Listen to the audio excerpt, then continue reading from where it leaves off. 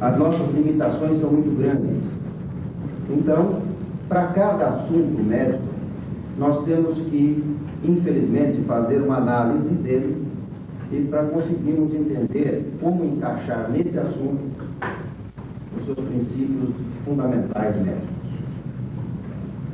Essa mesma crítica eu faço ao professor, porque eu, se fosse ele, publicava 3 volumes de um capítulo só do livro dele, que é o capítulo dos mecanismos de defesa.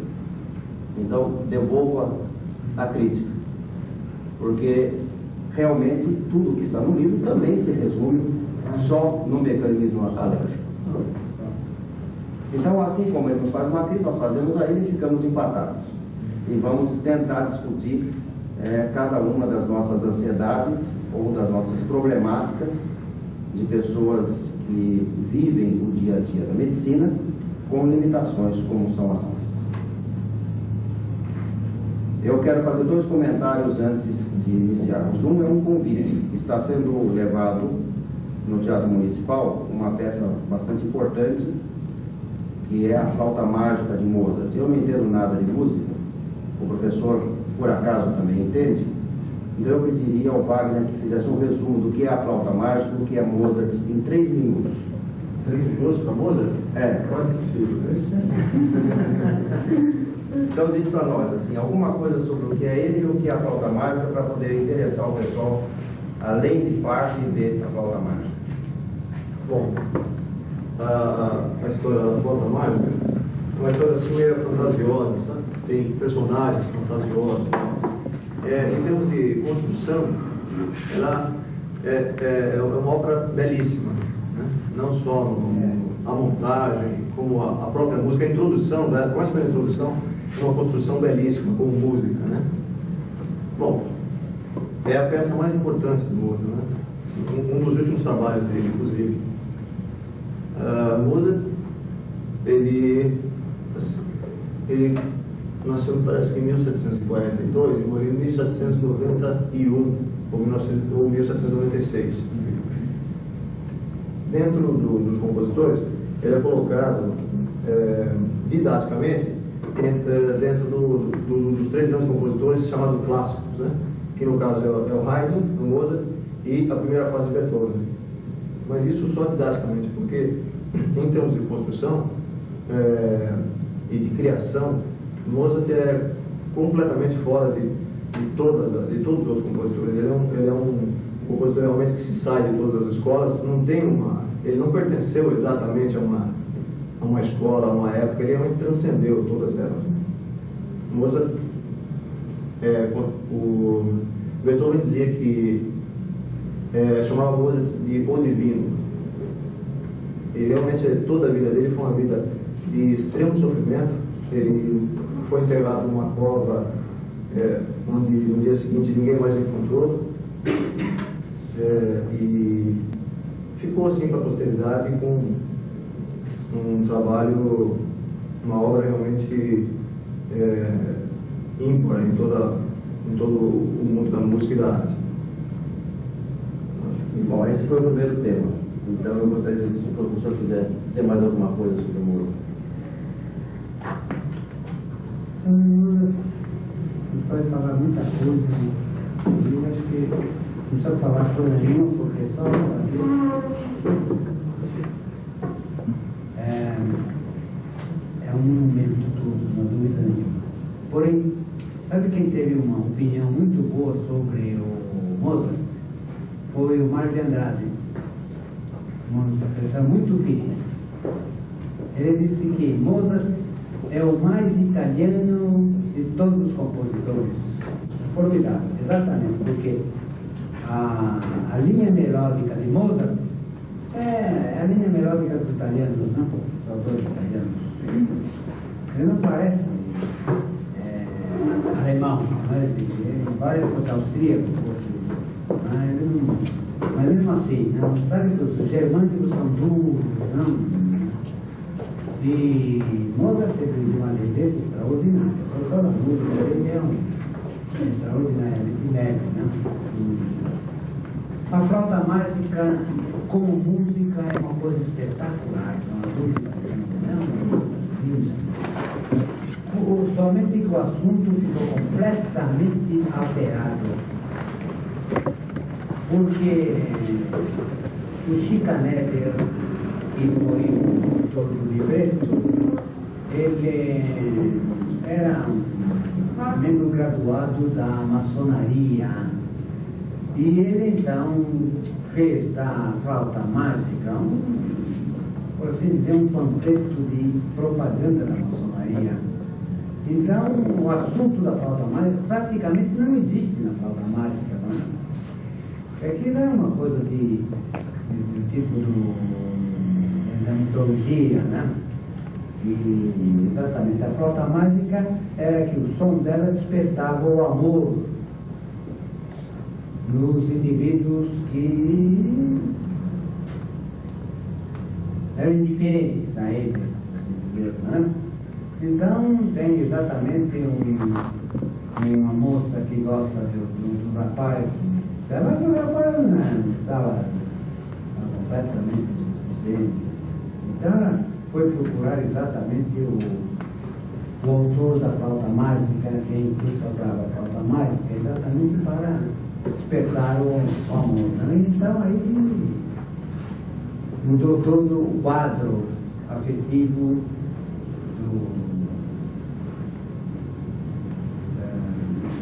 da vida dos dois, não? Mas na ópera, isso praticamente não aparece, isso, não. Mas é um conjunto musical espetacular, uma coisa maravilhosa, isso não há dúvida nenhuma. O música é uma coisa linda. Então fica aí o convite a todos. É a primeira montagem completa da peça aqui no Brasil. E participa dessa montagem, da encenação. Uma parte é feita pela própria Faculdade de Medicina da Santa Casa de São Paulo. Ah, é? Isso eu não sabia, né? Uma parte oral. Isso eu não sabia disso. Eu sei que a montagem toda foi feita por estudantes, tradutores, não que é uma coisa que se vista, né? Inclusive a orquestra jovem de São Paulo, não é uma orquestra. Bom, que vai ver que é superior à orquestra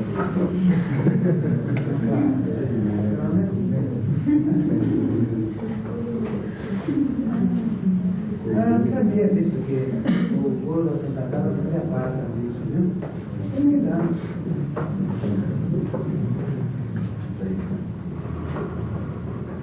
Nós vamos dar início então à nossa reunião e eu acho que sempre convém a gente ler alguma coisa, como pensamento, alguma coisa assim que tira um pouco daquela frieza das coisas médicas em si, do ponto de vista patológico, físico, etc. Então eu trouxe aqui 2 textos do Tao que nos levam o pensamento até a época de Hipócrates, porque o taoísmo se desenvolveu na cultura oriental mais ou menos na mesma época do grande desenvolvimento da cultura grega antiga. E esse trecho fala sobre a profundeza do significado da vida. É um trecho bem curtinho que diz o seguinte: imperecível é o espírito da profundeza, como o é o seio profundo da maternidade. Céus e terra radicam no seio da mãe. São a origem de todos os vivos, que espontaneamente brotam da vida. Existe um outro trecho muito interessante, onde ele parece que faz imagens sobre a hereditariedade, sobre a energia vital, sobre a embriologia. Parece que tudo está contido num texto como este. O título do texto é Confiança na Força Interior. A norma suprema para conduzir está em ser conduzido pelo Poder Supremo. Como atua o Poder Supremo? Ninguém o sabe. De um modo incognoscível e incompreensível, desentranha ele as forças espirituais, mobiliza as energias formativas, incompreensível e insondavelmente. O poder supremo traz em si os germes embrionários da evolução. Os germes brotam as facilidades, porque dentro nasceu a primavera. Os germes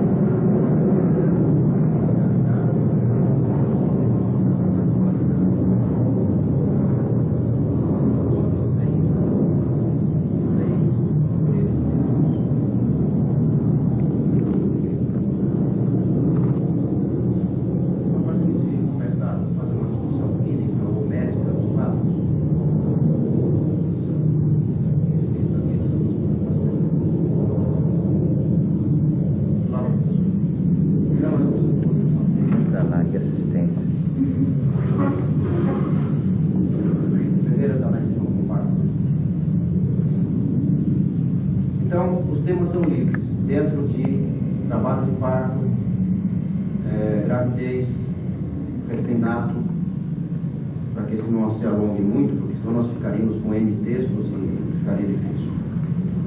Desde que seja uma ansiedade, uma colocação, uma problemática a ser discutida, para que se coloque a ideia do interlocutor, a ideia do professor, a ideia daqueles que estão aqui mais antigos e que possam dialogar com todos.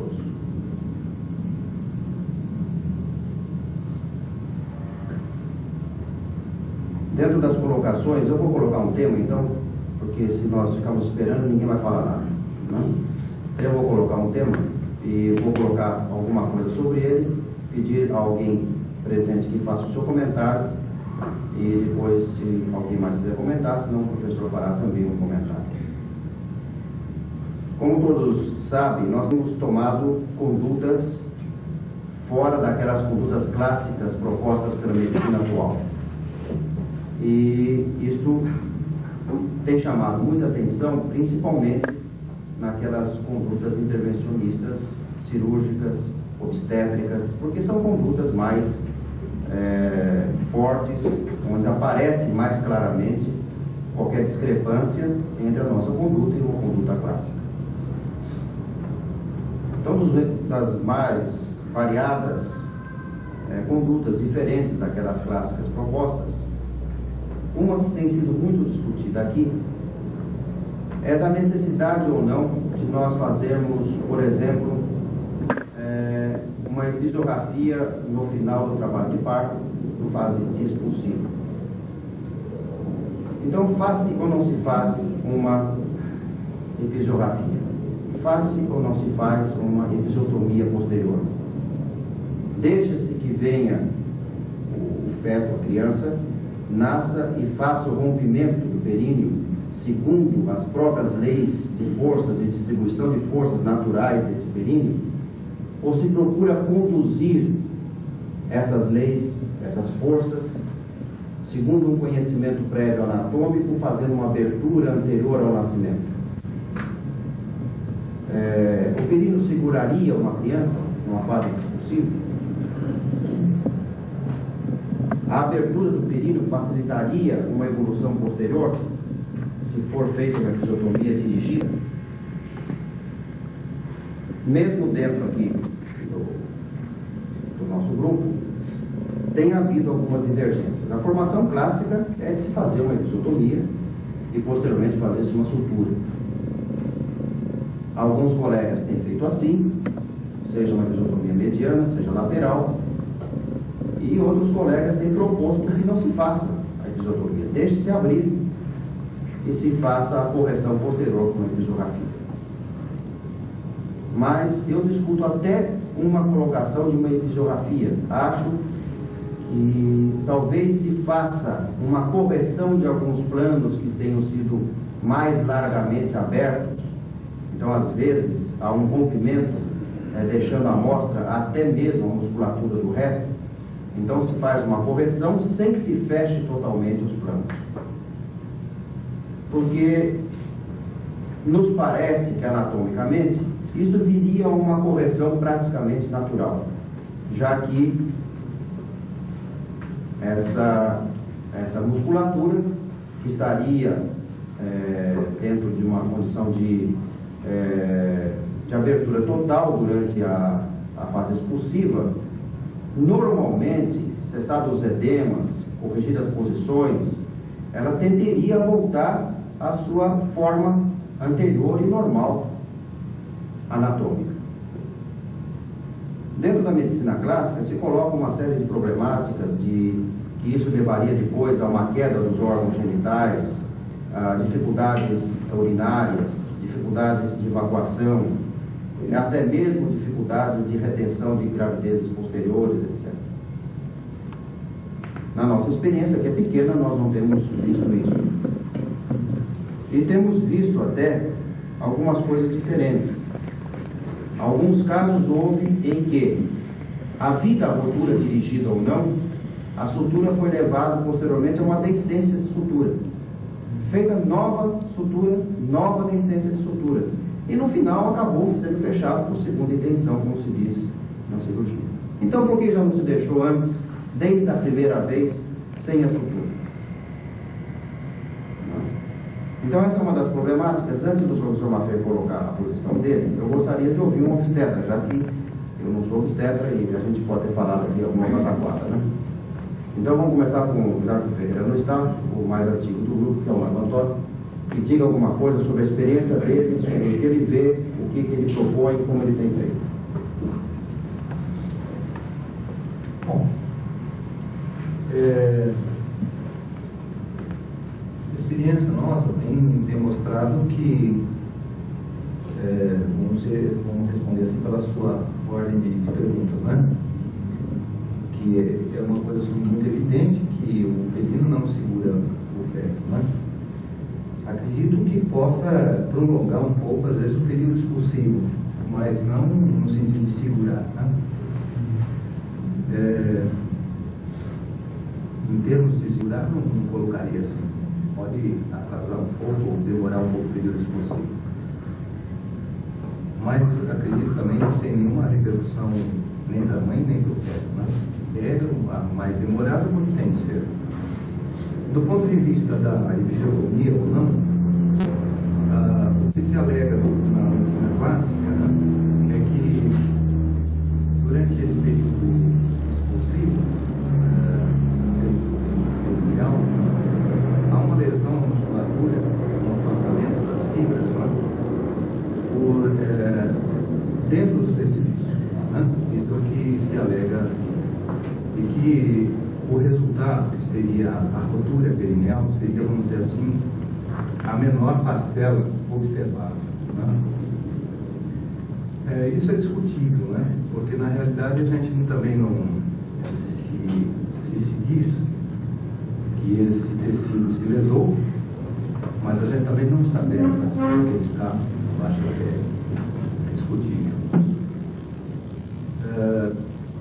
Dentro da nossa proposta, existe uma consideração que deve ser feita, que é quanto à posição do parto, né? A posição de parto na medicina clássica é uma posição deitada em mesa ginecológica, e a nossa é outra posição, a posição de cócoras, e que já estudada, né, pelo Paciorni, lá em Curitiba, traz uma nova visão, uma nova experiência. O Paciorni alega algumas coisas, né? Que o parto nas Índias, ele não rompe o período. Mas, por outro lado, a Índia tem toda uma vivência de cócoras. Ela vive cozinhando, fazendo necessidades no chão. Segundo ele, isso faz com que haja um fortalecimento dessa musculatura perineal, uma vez que ela, para evacuar, por exemplo, já faz força numa posição de cócoras para urinar. Na nossa civilizada isso é diferente, porque a nossa civilizada perdeu de muito o hábito de ficar de cócoras, né, o uso da cadeira.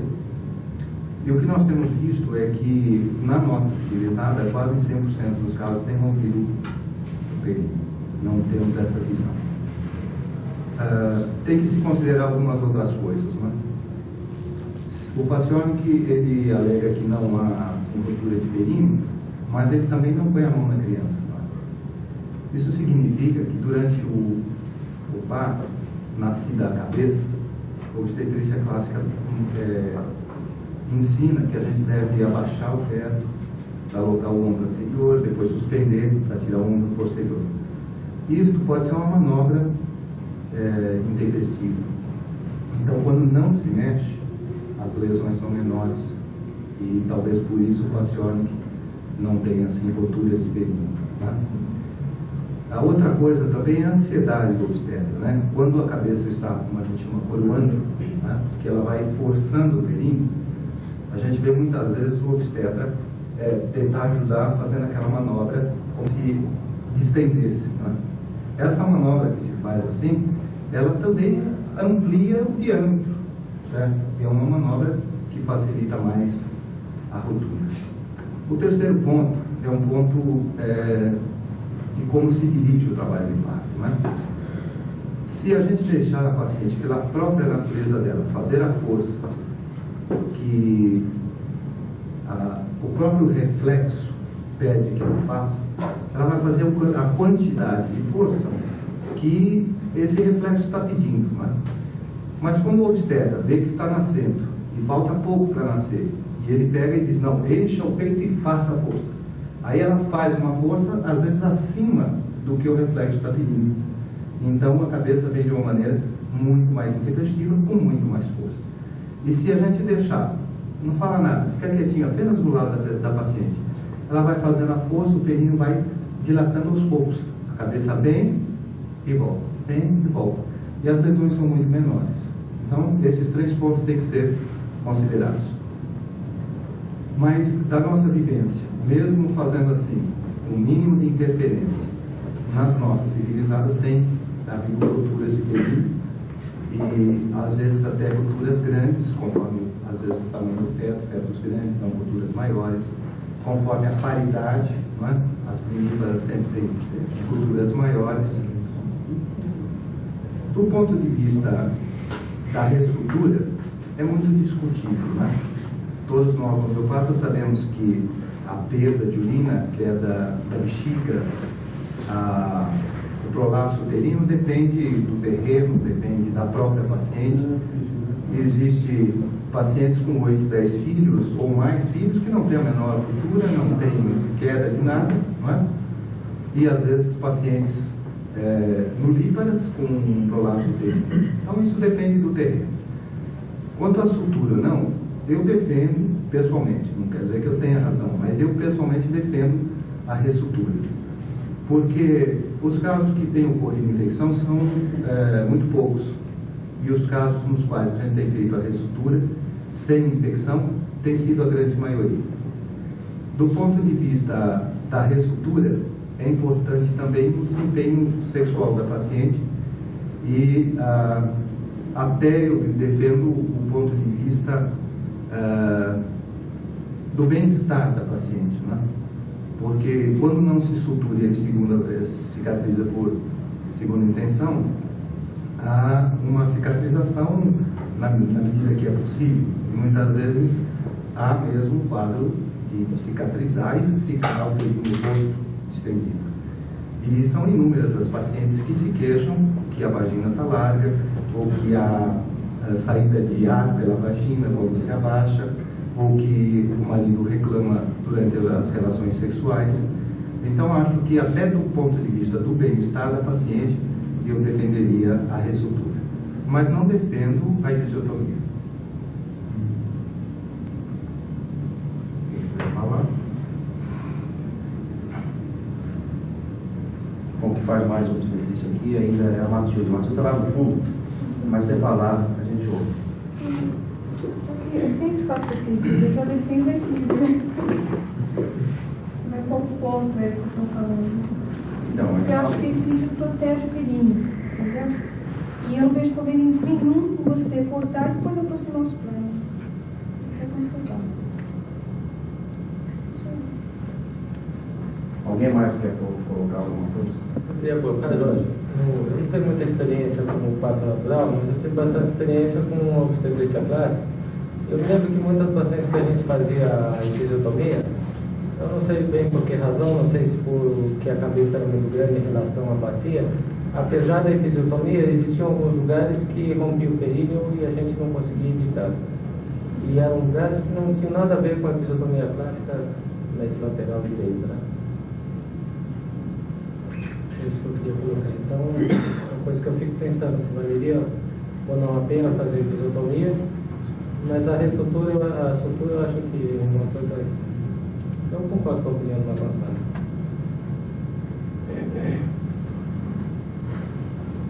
O pessoal que não é obstetra, quer falar alguma coisa?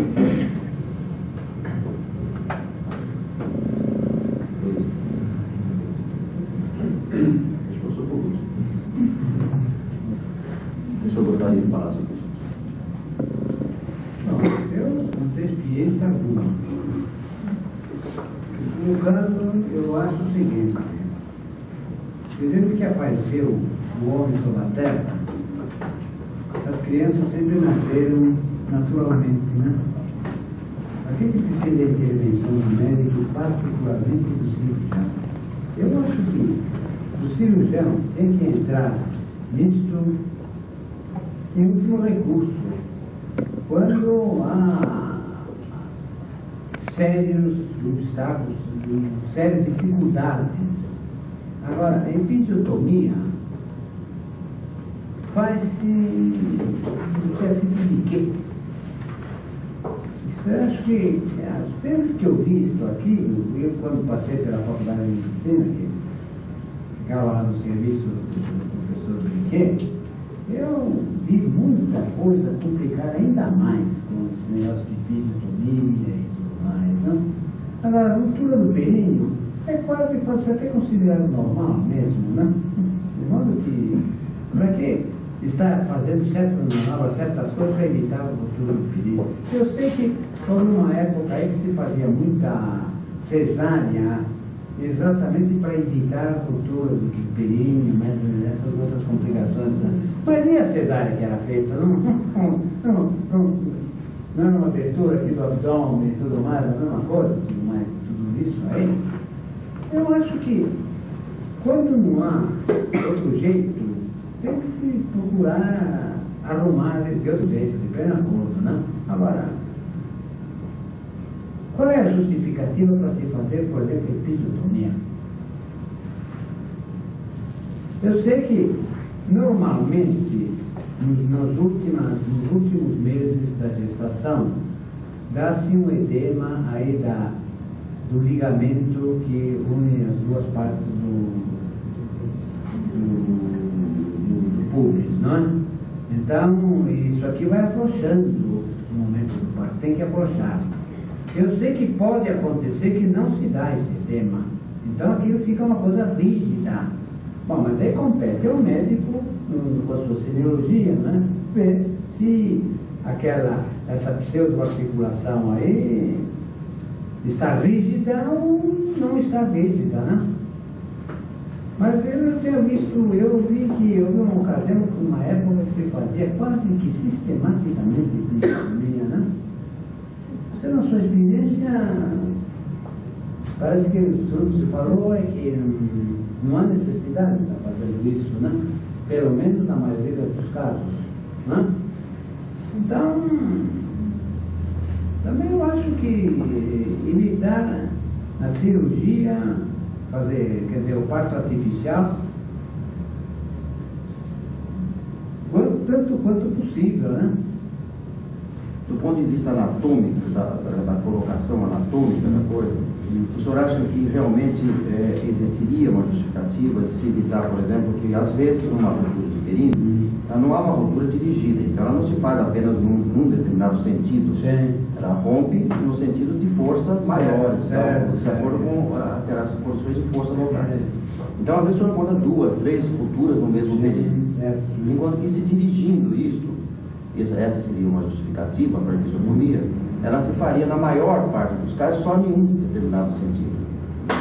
O senhor vê vantagem na episiotomia para determinar um sentido apenas de Acho que eu ruptura? não vejo vantagem nenhuma. Eu não tenho grande experiência disso aí, mas não vejo vantagem nenhuma disso aí. Pelo menos os casos que eu conheço, que eu vi, coisa, não se justificava, né? Eu vou fazer mais um comentário, porque o Marco agora tocou num ponto que até para médico é difícil de comentar, porque mesmo o médico não tem certa experiência no ser pessoal, né, sobre uma série de coisas. Então, ele tocou no ponto sexual. Eu acho que se nós vamos pensar em fisioterapia para fazer uma melhor adaptação sexual entre marido e mulher, eu acho que nós vamos ter que sair por aí estruturando a vagina de toda a mulher. Porque as queixas que nós temos, e abrindo algumas, porque as queixas que nós temos em consultório, de que há mulheres que se queixam de que eles são muito estreitas e que há dores e que aquilo é muito dolorido e que ela está muito ruim com aquilo e tudo. E, por outro lado, eu acho que 50% se queixa de que está muito aberto. Independente de ter sido feita fisiografia anterior. Então, a maior parte das mulheres que são nossas clientes fizeram fisiografia anterior. E fizeram episiotomia e fisiografia. E, no entanto, as queixas são de dos dois lados. A queixa de frigidez, de dizer, mas eu não sinto nada, não tenho nada com aquilo para mim passa em aberto. E outras que se queixam do contrário, que são com muita dor, tem dor em queimação, que aquilo dói muito e tudo. E eu não vejo uma relação entre aquilo que se foi feito uma fisiografia, se não foi feito fisiografia, se tem parto anterior, se não tem, se foi cesárea, se não foi cesárea. Eu fugi das aulas de anatomia, mas me parece que se nós formos fazer uma relação entre tamanho de pênis e tamanho de abertura de vagina, isso não tem nada a ver uma coisa com outra. O que existe é uma participação da mulher fazendo com que haja uma correlação de tamanho. Mas isso é feito pela mulher. Seja do ponto de vista consciente ou inconsciente, é por ela. Então, se ela tiver uma vagina mais aberta e não contar nada com o marido não percebe. E está aí muita mulher para dizer que é capaz de manter uma relação com alguém sem não saber nem se ela é virgem.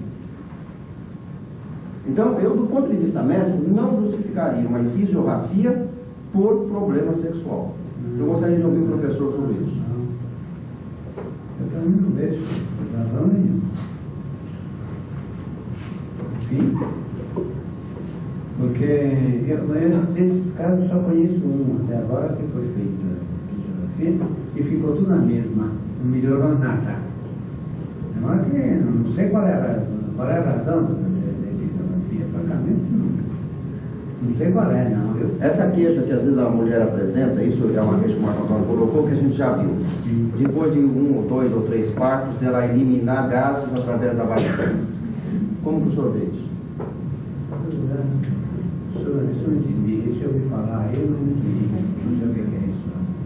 Porque para isso teria que haver uma fístula, né? Claro, uma coisa. Claro. Como é que você vê? Porque, devido ao fato de a vagina estar dilatada, esse gás pode ser acumulado durante a higiene ou de alguma maneira. E quando a paciente se abaixa, acontece isso. É um gás que vem de fora para dentro através da própria vagina. Não é nenhuma eliminação interna, não são flatos, não é higiene, não é.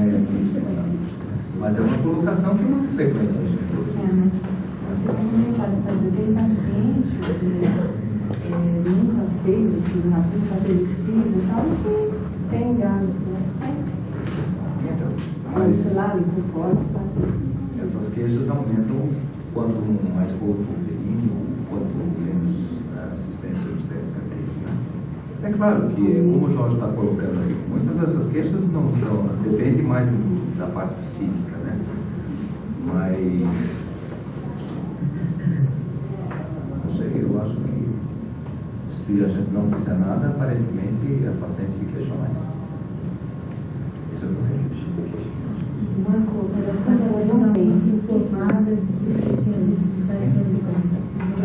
Não quer dizer que não tem. Acho que é mais Mas é uma maneira que é muito difícil justificar um paciente no livro, não certo? É difícil. Mas a queixa aumenta. Com qualidade. Eu já vi comentários, né, que iam fazer fisiografia, tal coisa, mas nunca perguntei por que, para que o Satanás. Fiquei conversando lá com minha senhora que ia fazer essa operação, não sei o quê. Também não sei qual é o problema, porque eu não fui perguntar nem nada. Como é que o senhor vê anatomicamente essa queixa e essa descrição obstétrica que se faz de que depois de alguns partos, sem assistência obstétrica, haveria uma queda dos órgãos abdominais e uma queda da bexiga. Isso é uma coisa muito interessante, eu já ouvi muito isso. Já vi vários diagnósticos de queda da bexiga.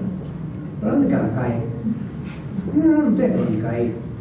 A situação anatômica da bexiga, ela não tem para onde cair.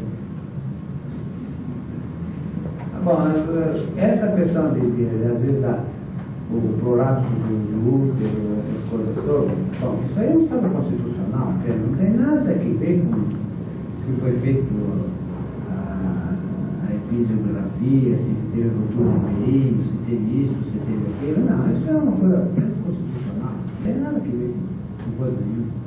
Então, se é acaso de que isso acontece, essa queda dos órgãos, certo? Na maioria dos vezes não cai coisa nenhuma, né? Agora, eu não entendi até hoje essa queda de bexiga, isso não entendi, porque ela não tem para onde cair. Ela está situada lá dentro da pequena bacia e não tem para onde cair.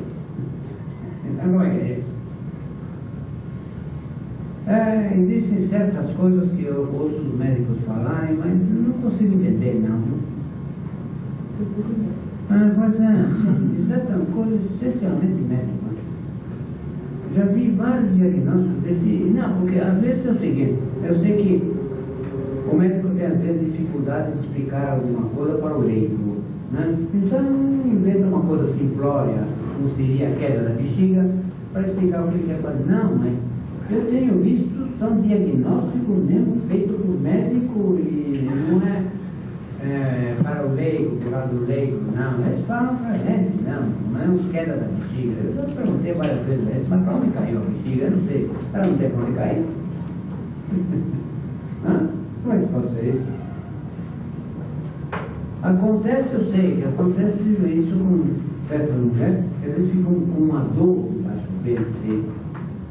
E depois essa dor é dita que é queda da bexiga. Eu não sei se é um daqueles sintomas que se coloca na mulher quando tossir, urinar, né? Eles são sintomas de queda de bexiga que se coloca? Não. Esse seria um sintoma que acompanha o que se chama cistocéria. Cistocéria é vamos dizer assim, uma protrusão da bexiga para dentro do aparelho vaginal ao esforço. E às vezes essa. Mas isso aí é devido a uma fraqueza constitucional da parede da vagina. A perda de urina pode ocorrer com ou sem a cistocéria. E com ou sem parto, inclusive. Certo. Bom, geralmente esses casos assim, meio com essas coisas complicadas todas, como sem prolapso do útero, essas coisas todas, são devido à presença de uma espina bífida, né?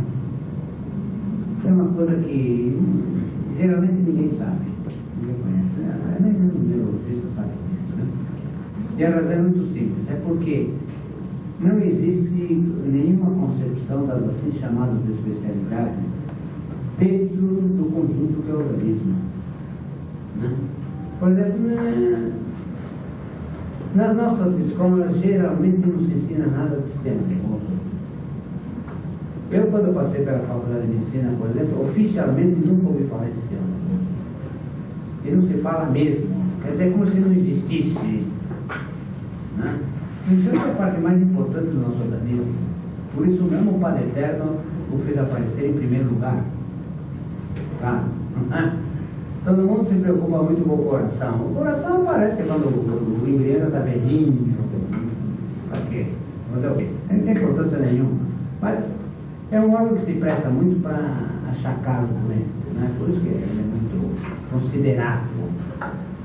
Mas, então é o seguinte, isso que fiz na Bíblia é o seguinte, faz uma radiografia da coluna vertebral, a gente vê 1 ou 2 ou 3 arcos vertebrais que ficam abertos, ou completamente, né? Então, às vezes não estão completos. Mas isso não tem importância nenhuma. A coluna vertebral é normal, não significa nada.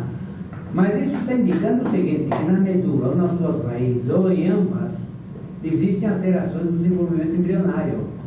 Então, os órgãos que dependem desta região da medula têm uma inervação precária. Né? Então, não são órgãos firmes. É claro que depois de um parto, por exemplo, esses órgãos descompensam. Não precisa muitos partos, não. O primeiro já é suficiente para descompensar. Então, por exemplo, o lapso de útero, essas Fragilidade da parede, da vagina, tudo isso. Aí tudo isso está na dependência da espina bífida, né? Inclusive as dores aqui na bexiga, ou às vezes as dores na vagina, e essas coisas, essas complicações todas, né? Sobre esse assunto especificamente, alguém mais quer fazer uma colocação? Ou recolocar alguma coisa?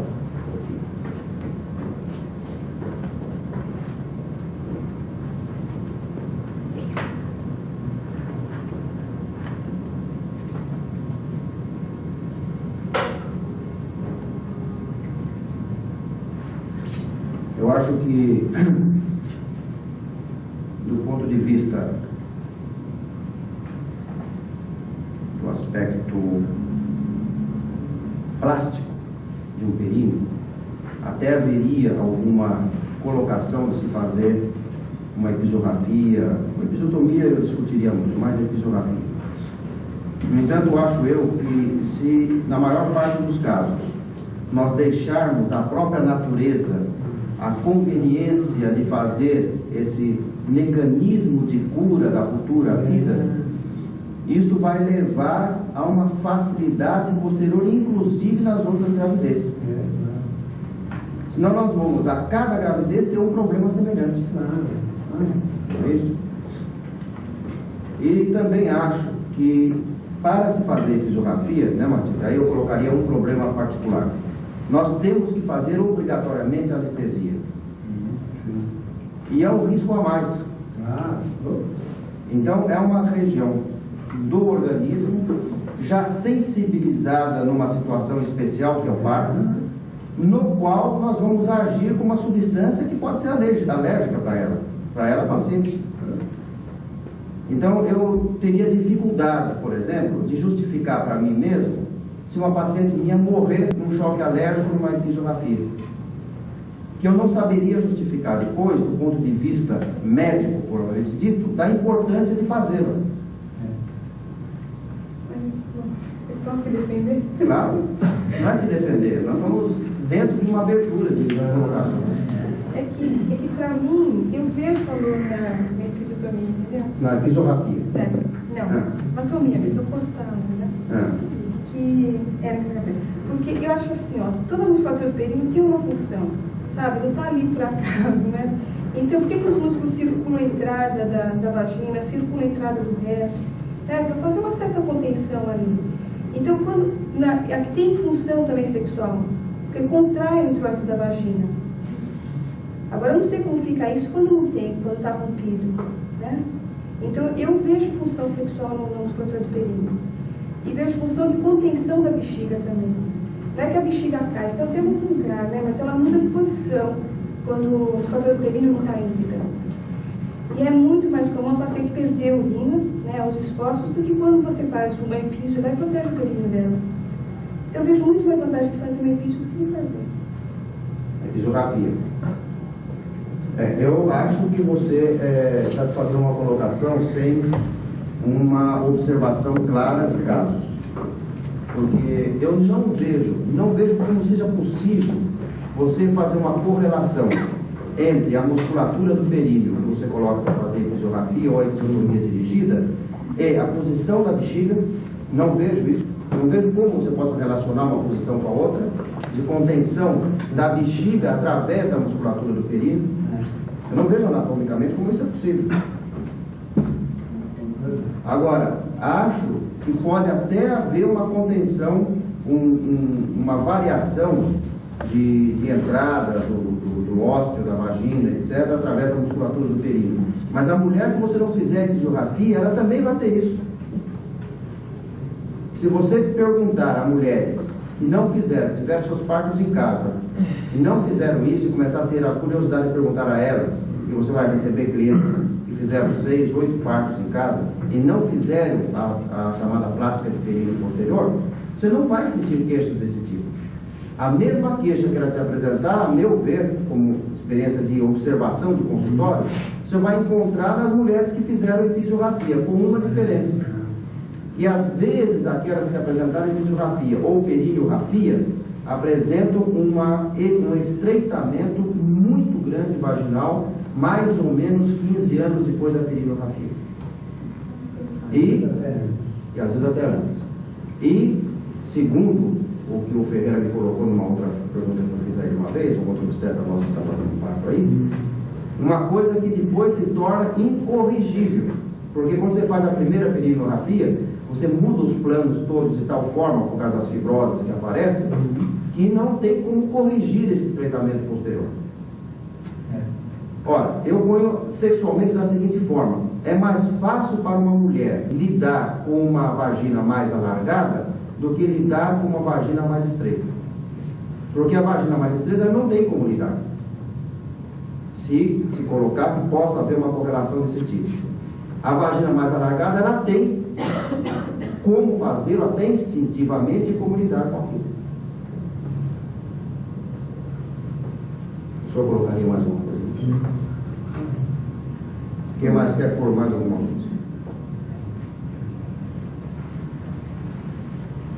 Então vamos mudar agora o tema, para a gente não ficar sempre no mesmo tema.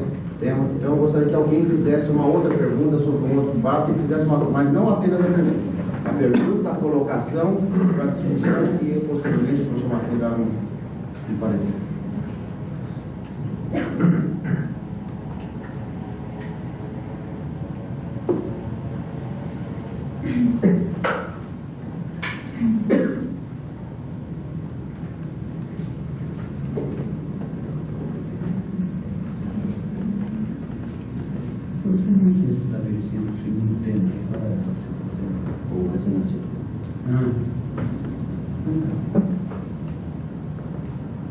Vamos colocar então mais um tema. Eu vou colocando se vocês vão colocarem, né? Mas eu queria que vocês colocassem.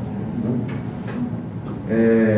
Uma conduta que nós deixamos de adotar aqui em relação ao recém-nascido é o da aspiração das assim chamadas secreções da árvore respiratória no recém-nascido, ali no momento em que ele foi feito o parto. Não sei como é que se chama esse recém-nascido. Recém-nascido que acabou de nascer. Recém-nascido, né? Então, é uma conduta que nós aprendemos. Eu aprendi essa conduta desde os bancos da faculdade, a aspirar com uma sonda especial, e conduta essa que era adotada inicialmente pelos anestesistas e depois foi ação marcada pelos neonatologistas, né? E que hoje então tem um pediatra especialista dentro da sala, que é quem faz essa limpeza da árvore respiratória. Então, quando nós iniciamos o serviço aqui, fizemos uma reunião e resolvemos não fazer essa limpeza de rotina, pelo menos. Não é isso? E isso sofreu algumas críticas, porque a criança fica durante algum tempo com uma respiração mais sonora, né? E ela espirra mais, ela tosse até, e durante 6, 8, 10, 12, 3, 4 dias, às vezes ela fica espirrando e eliminando alguma secreção, etc. Então, nós resolvemos não fazê-lo, não fazemos de rotina, mas é uma conduta que é totalmente diferente daquela colocada pelos colegas que fazem neonatologia. Então eu queria que alguém comentasse isso, ou que alguém tivesse alguma colocação disso aqui. Algum pediatra especializado em pediatria aqui que pudesse falar alguma coisa? Quem? Não está? Bom, então no pediatra fala a Luísa, então. Fala aí, Luísa. O que você acha disso?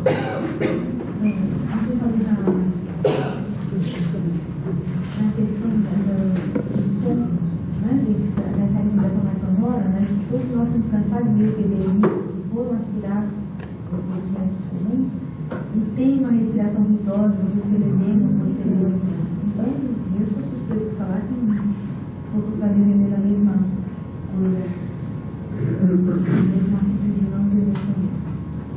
Você quer falar alguma coisa? Se você quer resolver uma autópsia de uma criança? Eu acho que a aspiração devia ser feita. Segundo a natureza, eu já tinha feito um aspirador na própria das pirocas. E se a criança tosse ou espirra, é saber se comprovar que isso é uma reação do organismo. Se espirrar é uma coisa tão natural quanto urinar, evacuar, qualquer outra coisa. Absolutamente não. Infelizmente, você como anestesista, eu tenho visto assim, se você aspira a boca, assim, eu não vejo diferença nenhuma. Se você aspira a traqueia, o pulmão dele realmente limpa. Eu vejo assim. Na ausculta você sente isso? Na ausculta, assim, fica limpo de vez. Eu acho que isso é muito interessante. Será que é para às vezes não tem alguma proteção. Não, se você ouve na ausculta, pô, isso é uma contração. E você aspirando a traqueia, você vê a diferença. Será que, tudo bem, você vê a diferença, mas será que tem alguma finalidade você? Não, mas ele colocou uma coisa de experiência dele. A minha experiência. Ele auscultando um pulmão de uma criança, ele antes de aspirar e depois de aspirar, ele vê uma diferença. Aspirando a traqueia, a diferença é muito grande. Eu acho importante, assim, se for o caso, se é pulmão, problema.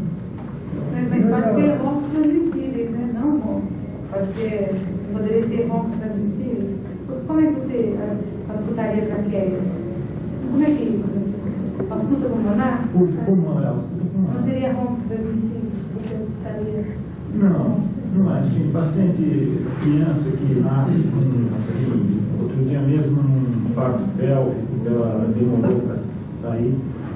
Eu fiz a aspiração de traqueia e melhorou muito a aspiração. Assim, agora, aspirar a boca, assim, que é o que normalmente é feito, eu acho que isso daí não interfere em nada. Agora, pulmão, eu acho O que você nesse parto pélvico sentiu de melhora pela aspiração? Não, a ausculta. A ausculta é muito. Porque já observei recém-nascidos que foram submetidos a essa aspiração aí. Estava vendo como é que estava a traqueia dos coitados, viu?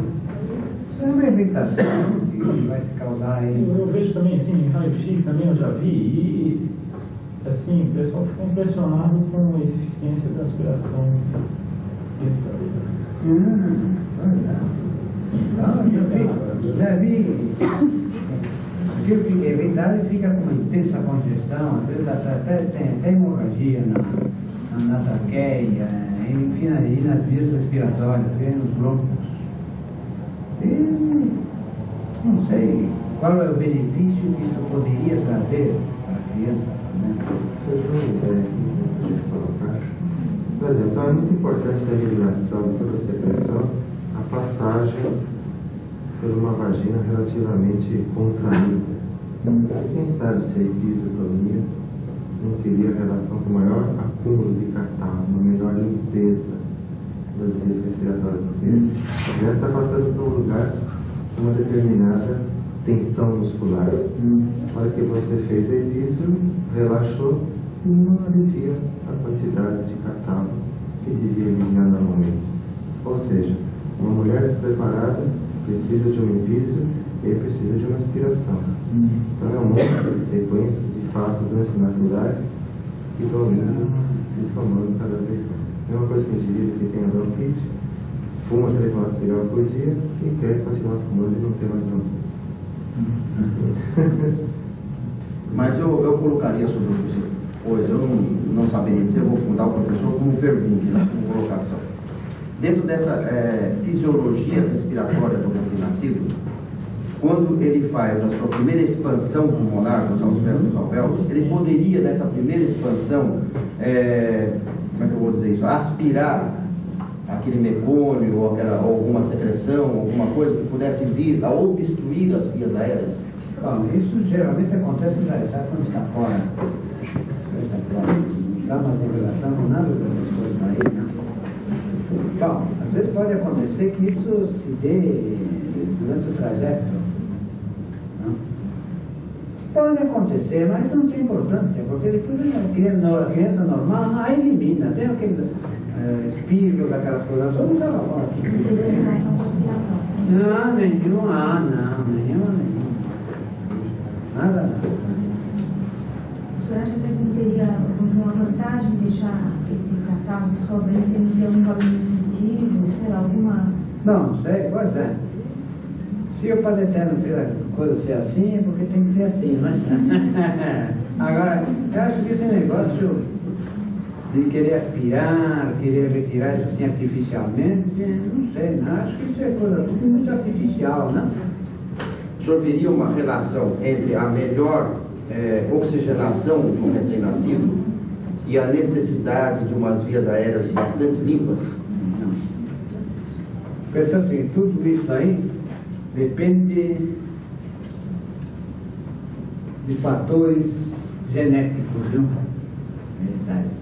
Então, é o seguinte, há crianças que nascem e não gritam, porque não tem a expansão pulmonar, né? E morrem logo depois. Isso aí é genetal. Com isso não precisa fazer nada, né? Eu sei que já há vários casos desse aí, eu tenho mais de 5.000 autópsias de recém-nascidos, né? Que frequentemente vinha obstetra com esse diagnóstico de ele ter sido uma asfixia por mecônio, por não sei o quê, por não sei o que mais. Eu digo, olha, acho que não. Isso eu nunca vi. Não dava nada a ver. É que o pulmão não distendia. Né? É obrigatório que a criança que está passando da respiração aquática para a respiração aérea, dá-se aquela expansão, e nessa expansão é o grito da criança, né? Isso é fundamental. Se não houver o grito, às vezes não há grito, há um simples gemido apenas, não?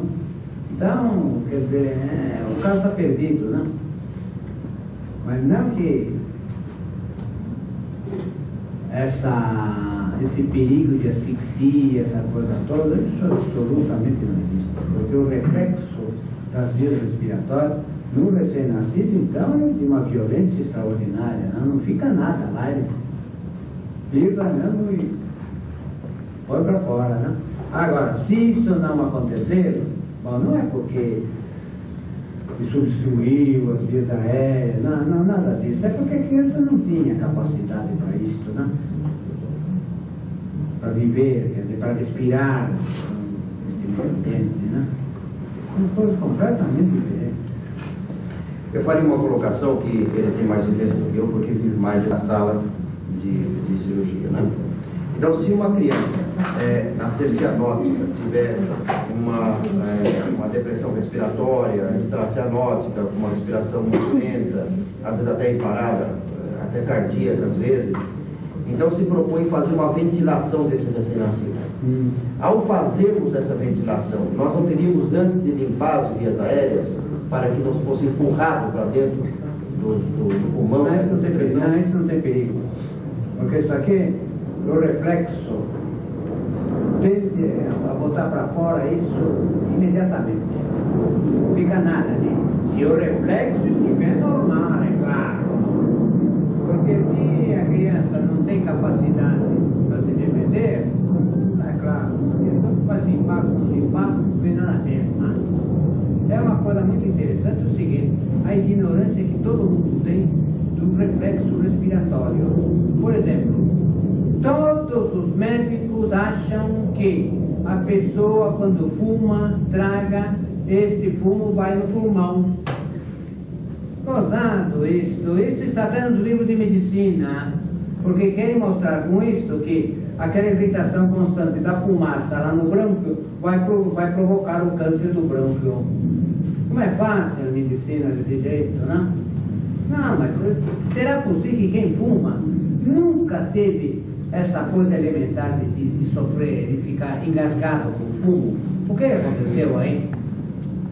Foi exatamente o fumo ia indo para as vias respiratórias, mas o reflexo laríngeo não deixou. Sabe aquele excesso de tosse, aquela coisa tremenda? Não, o fumo não vai para o pulmão, não, ele vai para o estômago. E mesmo que fosse para o pulmão, se ele vai irritando o brônquio, Por que dá o câncer do bronco num lado e não dá no outro?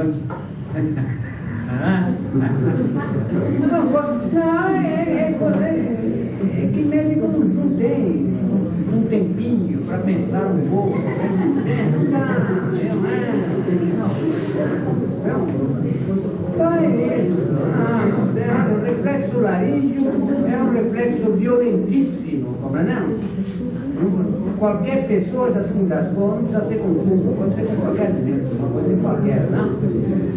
Às vezes a gente põe um pomo de laranja aberta, aquilo meio violentamente, que espirra lá na garganta, puxa, dá um acesso de tosse que é uma coisa tremenda. Então isso mesmo no recém-nascido, então isso é mais violento ainda. Então é o seguinte, se por acaso o nitrar, mecônio e outras coisas, os vérnix caseosos, essas coisas dentro dos brônquios da criança, bom, é porque eu estava sem o reflexo laríngeo, quer dizer, o reflexo laríngeo não funcionava. Então era uma criança, estava condenada, né, já de início, né? Mas o que? Eu acho que essa questão de aspirar, de drenar as vias respiratórias no recém-nascido é coisa muito artificial demais, né? Isso geralmente machuca muito lá a traqueia e tudo mais, viu? Pelo menos que coisa que eu tenho visto em autópsia, né? Professor, você não tem diferença aspirar o mecônio com o mecaniano? Não. Isso não tem experiência nenhuma. Respirar isso, não. Mas, e o que tem isso aí?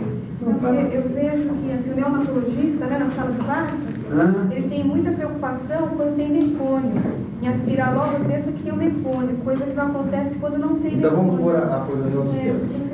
Que relação que se vê entre o mecônio e o sofrimento fetal e a necessidade de cuidados neonatais por presença de mecônio, né? Então, dentro da medicina clássica, a presença do mecônio, principalmente de um tipo especial de mecônio, qual é o mecônio que se... Eu não sou certo. Mais espesso, mais grosso, mais verde, talvez, né? Mais verde. Então, a presença desse mecônio dentro do líquido amniótico, de uma função de líquido amniótico, um rompimento de bolsa, levaria a se pensar no sofrimento fetal, ou seja, uma relação entre a criança estar sofrendo e a presença de mecônio nesse líquido amniótico. Então, essa criança precisaria ter um parto mais rápido, então se seria um parto, ou se faria até uma intervenção cirúrgica baseado nesse quadro meconial. Você basearia só no mecônio ou mecônio mais foco variável, alguma coisa do tipo? Não, eu não estou falando assim com o mecônio, não, né? Tem que ter mais alguma coisa junto. Eu acredito que o mecônio, não sei se estou falando isso, não é tanto que eu penso, que ele demonstra que talvez a criança esteja com uma resistência, uma condição menor do que uma criança que não tem o mecônio, né? Mas não quer dizer que ela não pode passar por um parto normal e nascer muito bem, como eu já percebi, né? Agora, o que eu fiquei preocupada é isso, é quando nasce, a preocupação em aspirar logo quando tem o mecônio. E você teria essa preocupação de aspirar uma criança que nasceu com mecônio? Não, naturalmente, o mecônio está associado com uma baixa vitalidade, né? Então, quando ele já nasce... É um feto mais sofrido. É, mais sofrido, exatamente. Isso seria mais debilitado, talvez a pressa da aspiração em geral. Não pelo fato do mecônio, pelo sofrimento fetal, porque sofrimento é criado. Alguém mais quer fazer uma colocação?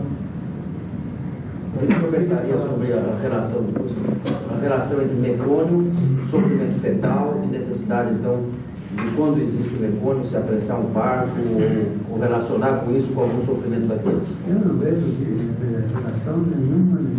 São coisas que não tem importância nenhuma acontecer. Porque não vai causar prejuízo nenhuma criança se a criança for normal. Agora, se ela tiver um defeito, sei lá, eu costumo falar nisso, tratando de gene letal, que isso é a coisa mais importante que existe, né?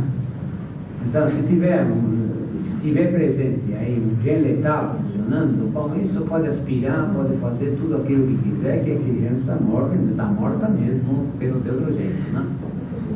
O senhor faria alguma relação entre a resistência da criança para se atravessar pelo trabalho de parto e a presença de mecônio? Por que ela eliminou o mecônio naquela bolsa? Não sei.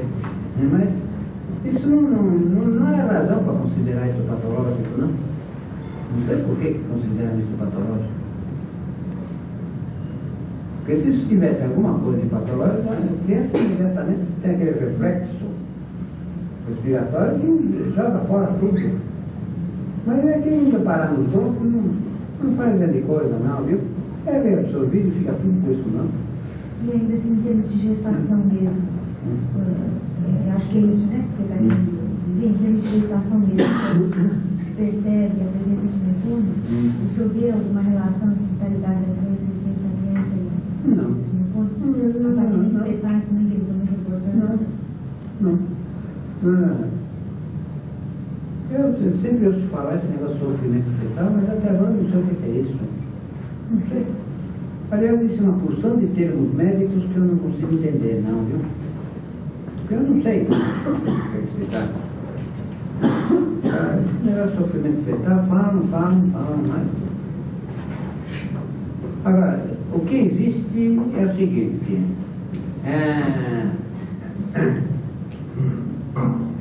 Há certas crianças que têm uma anomalia no cerebelo ou uma anomalia no corpo estriado, no núcleo da base. Né? Ora, sabe que na criança, você nascido, enfim, a única parte do sistema nervoso que está funcionando é exatamente o corpo estriado, que é o sistema motor autônomo. Quer dizer, o automático. Não é? Agora, então, há casos em que este sistema está alterado constitucionalmente, ficou alterado na sua formação embriológica. Às vezes, isto até acontece com a coincidência da criança ter icterícia. Então, depois ela vai apresentar umas alterações motoras, não sei o que mais. Então, esse é o teu belo rótulo de Kernicterus. Se é outra invenção, é outra imaginação, é outra... Que imaginação? É delírio, não é? Provocado pela ignorância que se tem, não só da anatomia, principalmente do sistema nervoso, como também das anomalias constitucionais, não é? Então, é o seguinte, então essa criança... Aí sim, fica com esses reflexos todos muito alterados, não? Então o mecônio aí vai atrapalhar, porque a criança não tem capacidade para eliminar, não só isso. Mas se ela for normal, isso não tem importância absolutamente nenhuma. Então é isso que mais tarde vai dar, por exemplo, a doença de lítio, ou então a doença de Alport-Spatz, e tem diversas doenças, né? São todas relacionadas aqui com alterações aqui do corpo estriado, né? Mas isso não tem nada a ver com a icterícia, não tem nada a ver com mecônio, não tem nada a ver com coisa nenhuma. Quer dizer, isso é uma alteração genética, uma alteração constitucional, não é? Tá? Essas coisas aí, esses desconhecimentos das alterações da embriogênese, viu? É que atrapalham muito, eles estão sempre ligados a coincidências assim, né? Então a criança já ouvi muitos autores que foram diagnosticados de asfixia, mecônio, qualquer coisa, e tinham essas alterações no corpo estriado. É claro, né? Aí não existe reflexo, porque não tem defesa, né? Mas quando essas coisas existem, quando a criança é normal, pelo menos nessa parte do sistema nervoso, nada disso acontece, não, viu? Ela se defende perfeitamente. Graças. Mesmo em relação às moléstas que podem ter a mulher grávida? Sim. Não, deixa eu falar. Ai, que coisa. Eu não ouvi a sua pergunta. Não, é porque os jornais que não deixaram isso, tá vendo? Porque nasceram lá em Cubatão, nasceram duas crianças no encéfalo. Então a culpa é da poluição. O pior é que nós fizemos, houve uma reunião lá na Sabesp, e tinha 2 geneticistas presentes, viu? E os dois achando que era isso mesmo, que era a população, a poluição que tem alterado os fatores genéticos da criança. Vê se tem cabimento uma coisa dessa. Não, então até chega um determinado momento de se escutar, fulano. Vocês vão me dizer uma coisa aqui. Nesse ano nasceram 1.500 crianças lá no Cubatão. Dessas 1.500, 2 foram anencéfalas. Muito bem. Então vocês vão me dizer agora uma coisa. Eu vou inverter a estatística, vou dar lambuja para vocês todos. Então eu vou admitir que nasceram 1.500 anencéfalos e 2 normais. Como é que é isso? Quer dizer que a poluição permite o nascimento de criança normal, não permite? Ora, esta não. E criança anencéfala nasce no mundo inteiro, em toda parte do mundo. Não tem nada disso, não. Não existe nenhum fator ambiental que altere a genética, ninguém quer que seja, viu? Nada, não é claro, absolutamente. Não, o feto é ele é ele, acabou-se. A mulher pode ter tudo aquilo que quiser, viu? Não tem importância absolutamente nenhuma. Não. Isso tudo é genético, viu? Está tudo lá para trás. Não existe nada disso, não, viu? Esse negócio... Não, sabe, a questão é o seguinte, principalmente o homem, vaidoso, como sempre é, né? Quando o filho é inteligente, é não sei o que, é isso, aquilo, ele diz, é meu sangue, o diabo que eu carrego, do inferno, sangue coisa nenhuma, não tem nada disso. E quando ele é expropriado, qualquer coisa, aí não é sangue dele. É do vizinho. Não tem nada disso, não, viu? Professor, aproveitando a colocação que a Matilde começou, eu perguntaria o seguinte ao senhor. Há uma conduta proposta no trabalho de parto de se acompanhar a evolução do foco da criança. Né?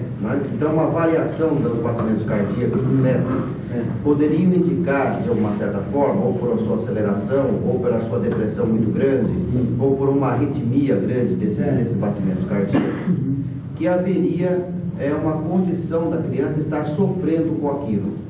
Então, que é aquilo que o senhor colocou, que é o sofrimento fetal. Então, essa criança que está gerando no útero, ela estaria em sofrimento fetal, ou seja, o seu sistema nervoso, ou o seu sistema cardiorrespiratório, sei lá o que for, ele está sofrendo e por isso está havendo uma variação cardíaca. E isso seria um fator indicativo, não sei se sozinho ou junto com a presença de mecônio ou com algum outro fator concomitante, de se fazer uma indicação de que esse parto deveria ser apressado, ou através de uma cesariana, ou através de uma indução do parto, ou qualquer coisa do vale. Alguém tem alguma colocação a fazer sobre isso? Você quer fazer uma colocação? Matheus? É isso mesmo, Pedro? né? É mais ou menos isso que eu disse, né? Na indução talvez não, porque poderia piorar a situação da criança.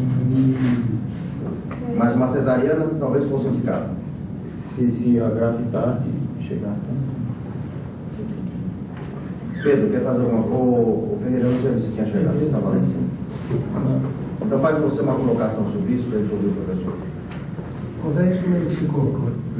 E o que se tem de conhecimento em geral é que esse tipo de alteração denota algum sofrimento, quer dizer, é um indício, né, de um sofrimento, de um mal-estar, de uma alteração no ambiente fetal, que, se persistente, pode inclusive levar à morte desse feto. Isso é o que acontece. Como o senhor diria isso? Como o senhor analisaria isso?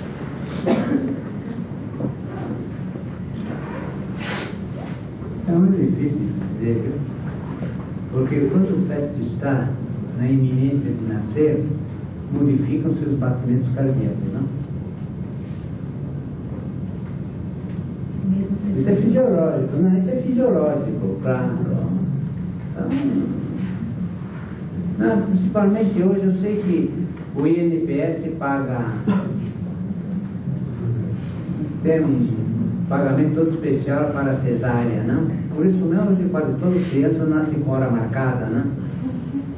Então, aí é difícil não entrar, né? Porque está na base a parte financeira do caso, então, aí é outra conversa, né?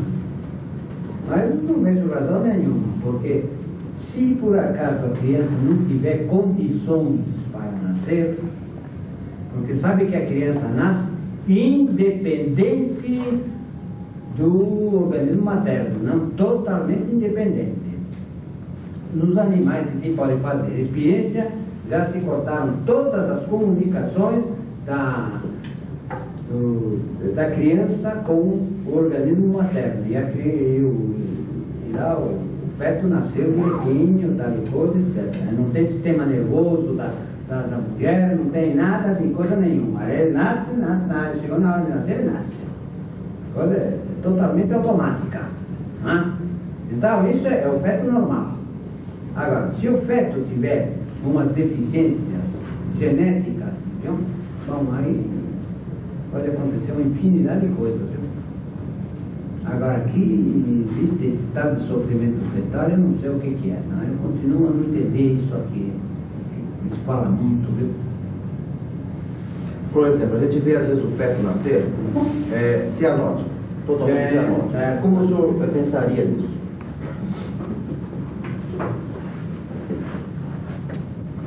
Difícil de entender. É o reflexo respiratório dele que está alterado.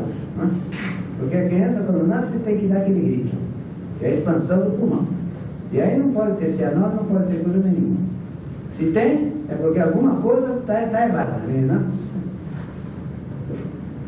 Às vezes pode ser às vezes eu atribui, porque sabe que a comunicação interracial fecha-se às vezes, é no decorrer da primeira infância que se fecha.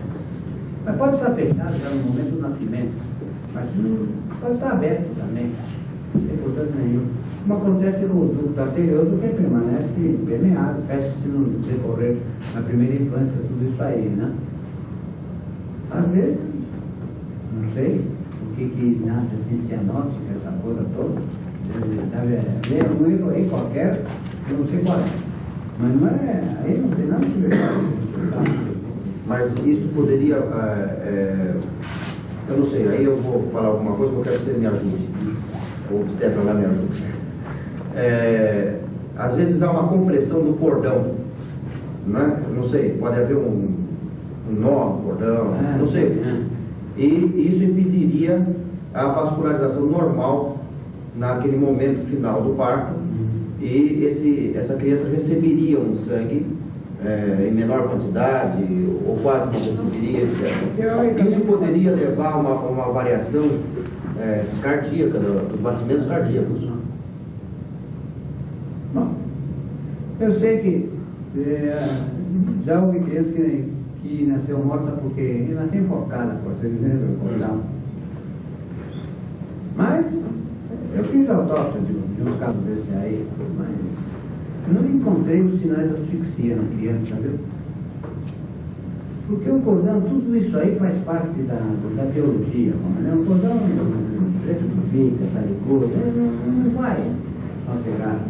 Não, a não ser que ele esteja enrolado mesmo no pescoço, né? E que façam o parto retirando a criança, tal coisa, e vão apertando cada vez mais esse cordão aqui na pessoa. Será que ninguém enxerga uma coisa dessa? Também? Mas não creio que, porque o cordão nunca é tão comprido assim que dá para dar uma volta no pescoço da criança e ainda sobrar lá. Isso não existe, não, também, não. Enfim. Aliás, eu vou dizer o seguinte, em medicina tudo pode acontecer, viu? Desde o dia que eu fiz a autópsia de um indivíduo do sexo masculino que morreu em consequência de um câncer do útero, tudo pode acontecer em medicina. Mas se me perguntarem se homem pode morrer de câncer do útero, agora eu digo sim, pode. Essa é uma raridade tal que não pode servir de raciocínio para todos os casos, não é? E esse foi um caso muito típico, como era um indivíduo que ele entrava na Santa Casa e contava lá que desde a idade de 18 anos, ele todos os meses eliminava uma certa quantidade de sangue pela uretra. Agora, quer dizer, na ocasião que ele entrou lá na Santa Casa, aquilo não parava mais. E não era sangue, provavelmente, como era anteriormente, não. Era um líquido que parecia antes lavagem de carne. Bom, isso contado por uma mulher, logo o médico disse, bom, isso deve ser um câncer do útero, acabou, não, mas um homem, ninguém entendeu essa história, viu? E começaram a fazer uma porção de exame para esclarecer qualquer coisa dele, né? Mas enquanto isso ele morreu. Então foram até os médicos acompanhando o cadáver lá na autópsia, vamos ver, que negócio é esse aí, né? O rei dele era normal, estava tudo normal. Mas quando chega ali, tem um belo de útero que se abria no colo da bexiga, leitinho, tal coisa, e esse útero tinha um câncer, estava com câncer. Bonito. E tinha uma trompa e um ovário também. Então é o seguinte, como eu conto sempre essa história aí, o ano passado apareceram dois rapazes lá na faculdade de medicina, foram levar uma lâmina para ver. Eu olhei a lâmina e disse, isso tem um carcinoma do endométrio, e daí? Qual é a dificuldade? Isso é que isso aqui é de homem, viu? Lá, exatamente com a mesma história, Enfim. Aí, né, eles foram com cuidado, com o exame, tal coisa, deu para fazer uma curetagem do útero e fizeram o diagnóstico em vida. Tá? Olha, então é assim, tudo pode acontecer. Então, essas coisinhas que estão sendo discutidas aqui, teoricamente podem acontecer também. Tá? Porque como se um homem pode morrer de um câncer do útero, é claro que não sei. Mas não é o comum, não. Não é regra, não é coisa nenhuma, não? Eu acho que hoje essa questão de natalidade está muito artificial demais, viu? Talvez isso seja devido ao INAMPS, não? Que estabeleceu os preços para todas essas coisas aí, de modo que se alterou tudo completamente.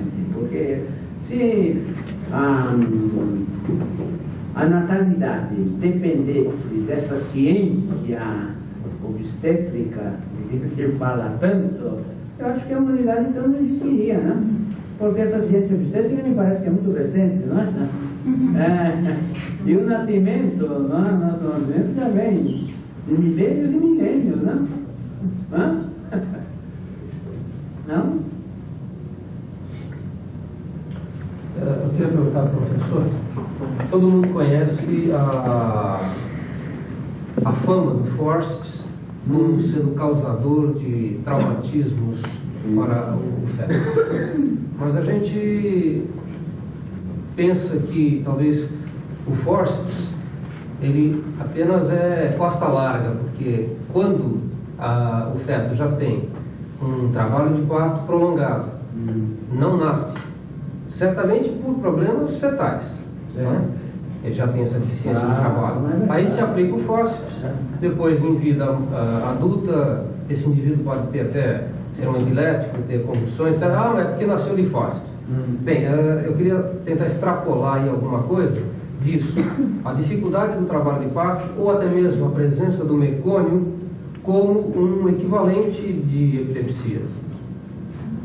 Se essa correlação pode existir, porque os trabalhos de parto que são demorados, em geral, estão acompanhados de mecônio. Tá certo? São os partos que normalmente se aplicam fórceps, que são partos já complicados. E esses indivíduos, em geral, têm epilepsia, ou pelo menos alguma manifestação, algum tipo de manifestação inicial. Né?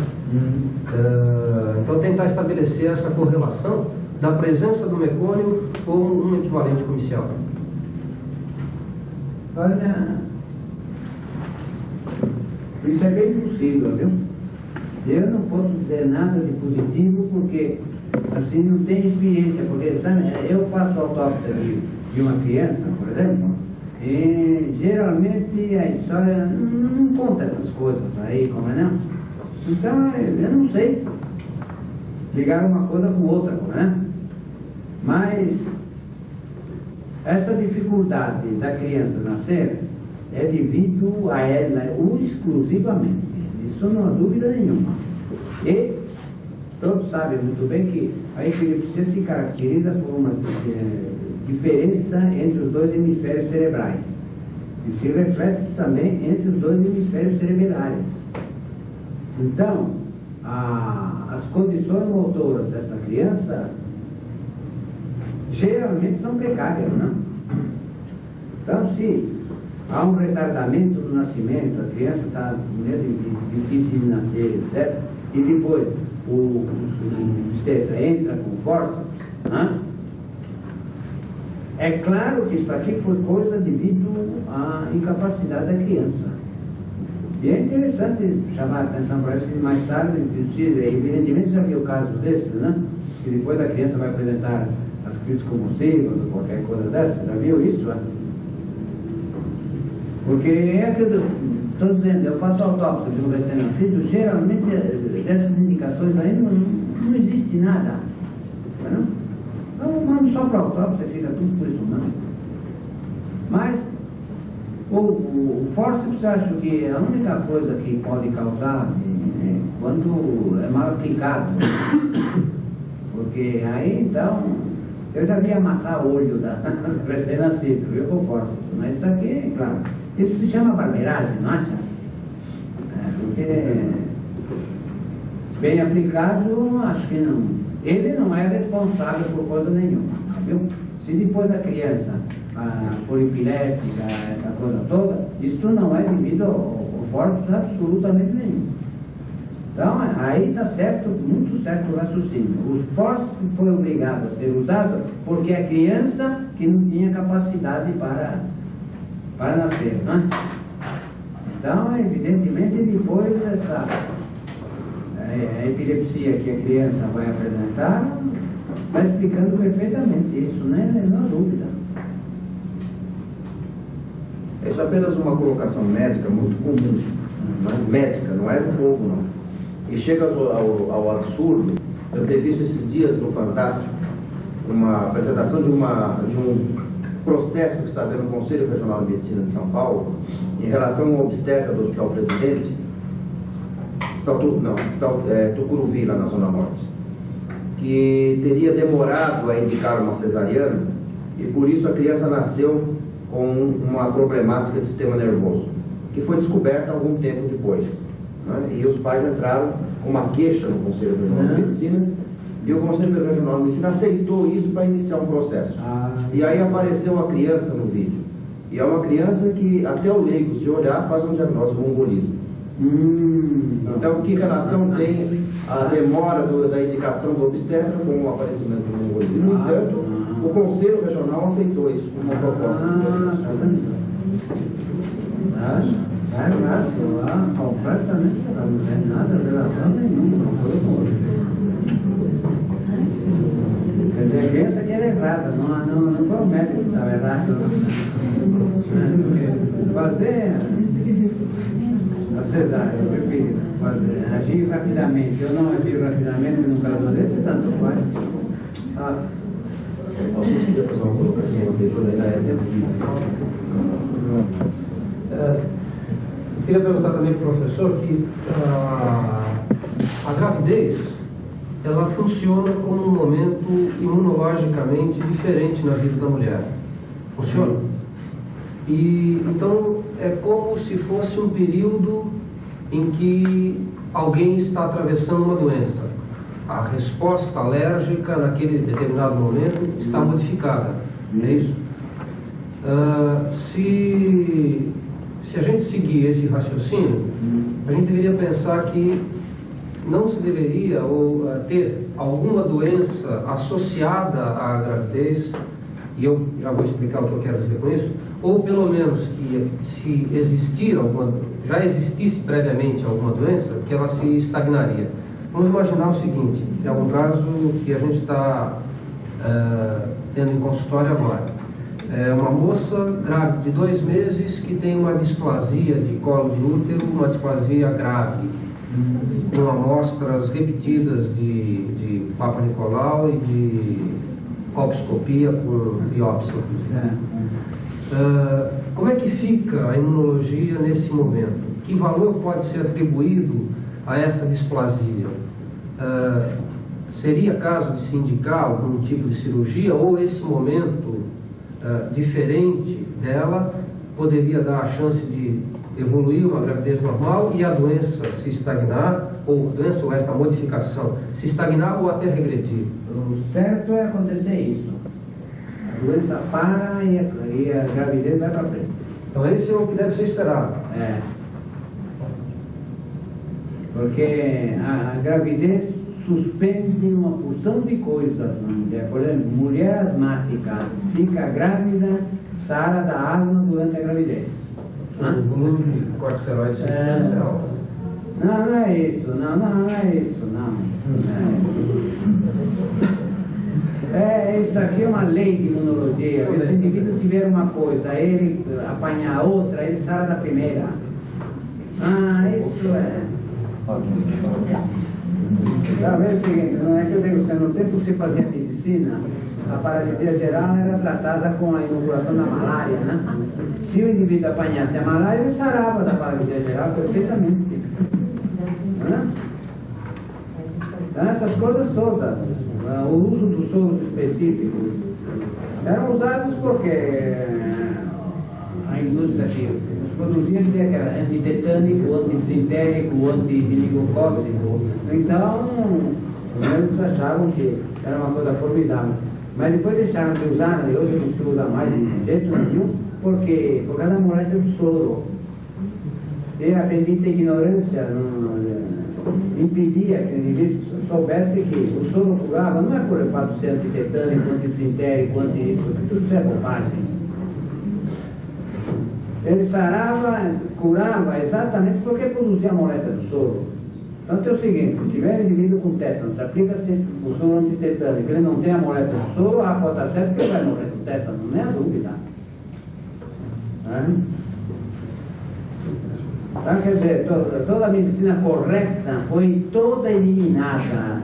Hoje só se faz as coisas que de modo geral é que a indústria farmacêutica manda fazer, não é nada. Todo mundo só obedece o propagandista. É que eu digo sempre, é o professor de medicina atualmente. Eu vou fazer uma pergunta também sobre conduta neonatal. Hoje é rotina nos berçários fazermos aplicação de vitamina K para hemorragia, né? A prevenção de hemorragia do recém-nascido. Como o senhor vê isso? Mas que hemorragia é essa do recém-nascido? Não sei também. Recém-nascido, principalmente o recém-nascido prematuro, tem uma diálise hemorrágica maior. Pelo menos observei algumas vezes na autópsia, o prematuro, basicamente, é mais hemorrágico do que o... Não, a questão é o seguinte, às vezes, quando na nova de parto, uma feita, termina uma dilaceração do aparelho protetor do cérebro fetal. Ora, como entre as duas folhas da dura massa ele diz lagos sanguíneos, rasga aquilo lá, e claro, da hemorragia vai paralisar o bulbo e a criança morre, etc. Mas aí, dando vitamina K ou não dando, é a mesma coisa. Está morta mesmo, acaba. Outras vezes a dilaceração do fígado, porque o obstetra pega aquilo com os dedos assim, e vem arrancando a criança, tá bom, é claro que arrebenta o fígado da criança. Já vi casos desse aí, hein? Outras vezes dá hemorragia na suprarrenal, essas coisas todas, né? Tudo mais. Mas isso com vitamina K ou sem vitamina K é a mesma coisa, não tem importância, não serve para nada. E mais a mais, vitamina K feita em laboratório, eu não sei o que é isso, não, viu? Quer dizer, isso é uma coisa vendida como sendo vitamina K, mas que vitamina K tá onde?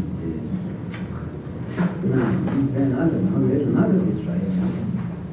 Enfim, podem dar porque, assim, depois os pais da criança, leigos, como são, vão dizer, bom, ele teve hemorragia, apesar da vitamina K que indicaram, como não,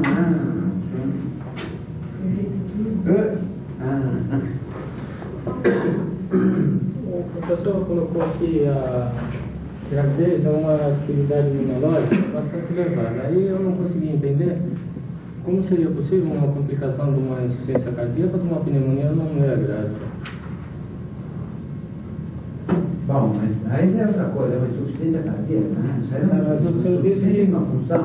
Pois é, mas o senhor disse que toda a base da medicina está fundamentada em cima da imunologia. Bom, mas aí não tem nada de imunologia, não vai ter nada. E uma pneumonia numa mulher grávida? Existe isso? Bom, eu não vi ele depois. Pneumonia. É? Pelo menos a gente aprende na obstetrícia clássica que isso seria uma das complicações de uma gravidez. E aí, pneumonia? Senhor, e aí quando o senhor colocou, me surgiu a dúvida. Olha, eu nunca vi isso, não sabia disso não, viu? Pareceu uma pneumonia. Porque o correto é isso, se ela tiver a pneumonia e apanhar a gravidez, no decurso da pneumonia, a pneumonia sara, mas sara 100%, mas nem a dúvida. Então ela bota. Bom, aí então é outra coisa.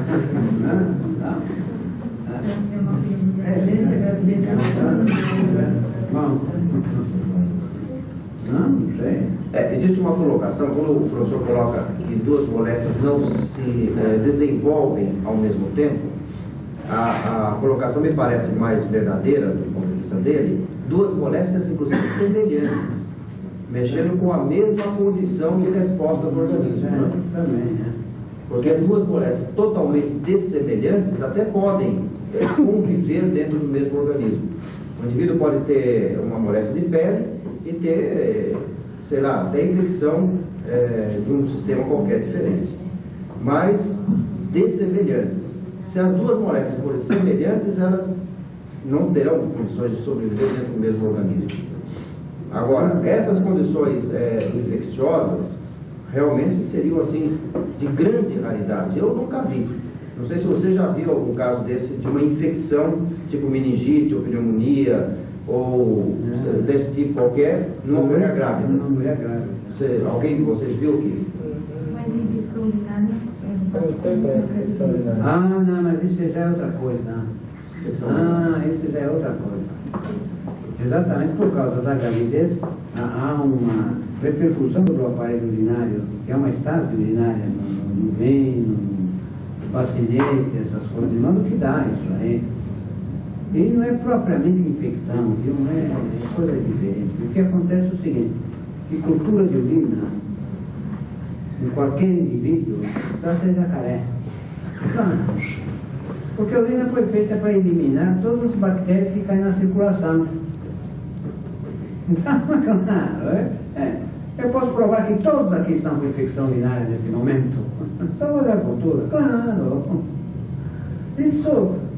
E veja o seguinte, é coisa absolutamente impossível, não fosse isso, né? É coisa absolutamente impossível colher urina estéril, absolutamente estéril, quer no homem, quer na mulher. Se não fosse já isso, o fato da urina estar eliminando todas as bactérias que caem na circulação, é uma dessas. Agora, então o que acontece na mulher grávida é isso, devido à estase, uma estase relativa que se verifica de urina no bacinete, aquela dificuldade do rim de eliminar a urina. Então, às vezes, essas bactérias determinam alterações no rim. É a pielonefrite, né? A pielonefrite. Não, eu sei que isso acontece na gravidez perfeitamente, não há dúvida. Mas é superado facilmente, né? Mas é por causa disso, porque é por causa das bactérias que deviam ser eliminadas do rim, mas que não pode por causa da compressão que os vias urinárias estão sofrendo. Eu faria uma pergunta para o Ferreira, para que você chegou um pouco depois, então talvez não acompanhe a maneira da gente colocar, né? Então eu vou pedir para você fazer um comentário sobre o qual então o professor poderá fazer um comentário também, porque você tem mais vivência da parte clínica da obstetrícia, né? Então eu perguntaria o seguinte a você, como você vê a correlação entre aumento de peso durante a gravidez, pressão arterial, condição epiléptica... Esse negócio de revoltar os médicos inventam um figurino. Ninguém inventa. Um fala, um saca e outro conta repetindo, ninguém sabe o que diz. É assim, não. Não tem nada disso. Cada um tem a pressão que precisa. Assim como a mulher grávida tem a pressão que precisa. Não tem nada que ver com eclâmpsia. Eclâmpsia é outra coisa. E frequentemente tenho visto, ainda não foi abordado, mulheres no terceiro, no quarto, no quinto filho com uma pressão arterial, está na iminência de ter eclâmpsia. Não, eclâmpsia é só no primeiro filho. Depois disso, adquire a imunidade, não tem mais nada. E se não deu no primeiro filho, não dá no segundo, nem no terceiro, nem no quarto, nem no quinto, nem coisa nenhuma. Mas não tem relação absolutamente nenhuma com a coisa.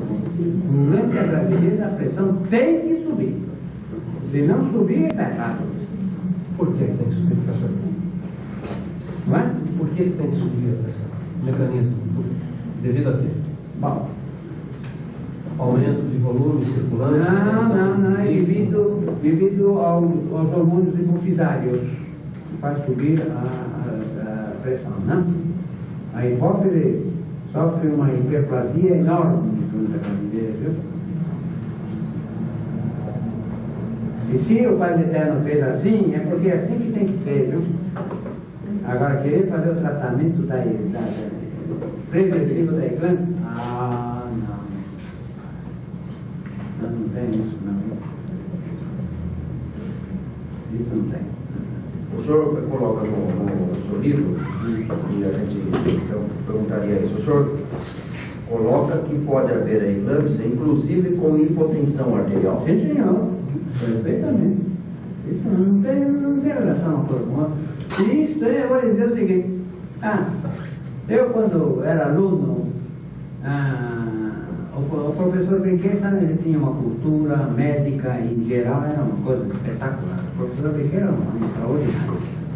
Então, ele, um dia, ele ia indo para a aula e chega o assistente dele, o primeiro assistente, que depois foi o professor Medina, né?